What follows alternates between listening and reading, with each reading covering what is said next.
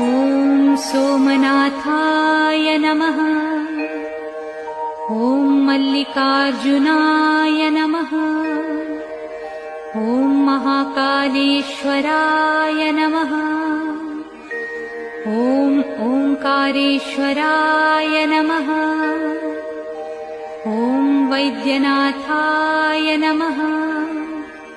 ॐ भीमशंकराय नमः। ॐ रामेश्वराय नमः। ॐ नागेश्वराय नमः। ॐ विश्वेश्वराय नमः।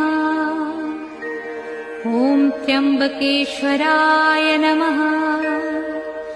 ॐ केदारेश्वराय नमः। ॐ भुस्मेश्वराय नमः।